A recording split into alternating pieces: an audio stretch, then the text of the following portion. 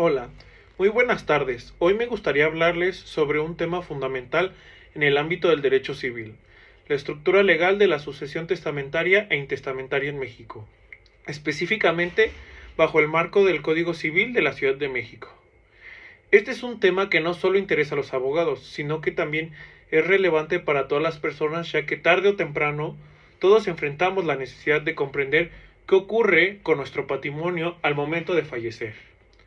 La sucesión es el proceso mediante el cual los bienes, derechos y obligaciones de una persona que ha fallecido se transfieren a sus herederos.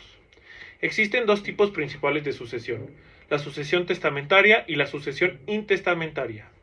La sucesión testamentaria ocurre cuando la persona que fallece ha dejado un testamento válido, es decir, un documento en el que expresa su voluntad respecto a cómo deben distribuirse sus bienes después de su muerte. El testamento es un acto estrictamente personalísimo, revocable y libre, y su objetivo es asegurar que la última voluntad del testador se cumpla. De acuerdo con el artículo 1295 del Código Civil de la Ciudad de México, el testamento debe cumplir con ciertos requisitos para ser considerado válido, tales como ser realizado por una persona mayor de edad y capaz de expresarse libremente. Además, debe ser otorgado ante la fe de un notario público o en situaciones excepcionales en otras formas previstas por la misma ley, como lo es el testamento privado o el testamento militar.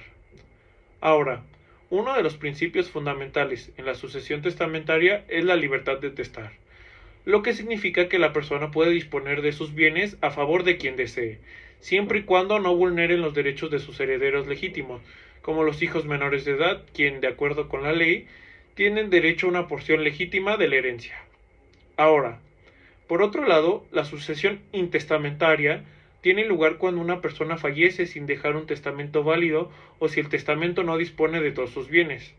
En estos casos, el Código Civil establece una orden de prelación para determinar quiénes son los herederos.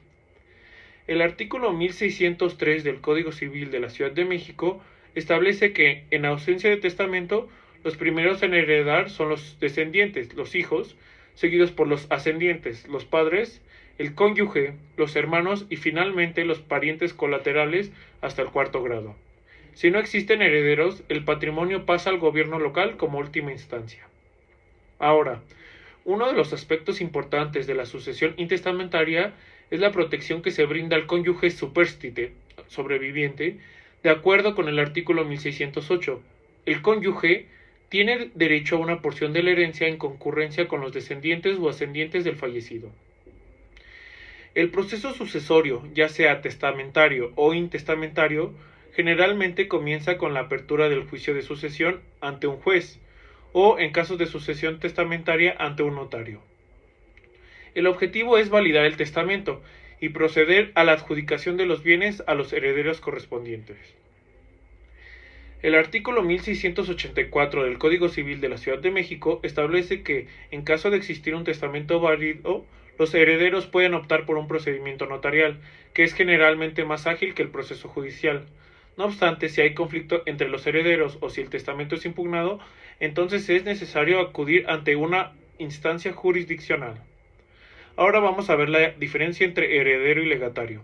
El heredero es aquella persona que recibe la totalidad o una parte proporcional de los bienes, derechos y obligaciones del fallecido, incluidos sus deudas, según lo establecido en el artículo 1281. Los herederos son designados por testamento o en su defecto por la ley, en una sucesión intestamentaria. Es decir, ellos continúan con la personalidad jurídica del difunto y tienen una participación más amplia en la masa hereditaria. Por otro lado, el legatario recibe bienes específicos o determinados que el testador ha señalado en su testamento, según lo previsto en el artículo 1282. A diferencia del heredero, el legatario no asume deudas del fallecido, salvo en casos que así se establezcan en el testamento. En otras palabras, el legatario obtiene únicamente aquello que se le ha legado de forma expresa, como una propiedad, una suma de dinero o algún bien en particular. Muchas gracias.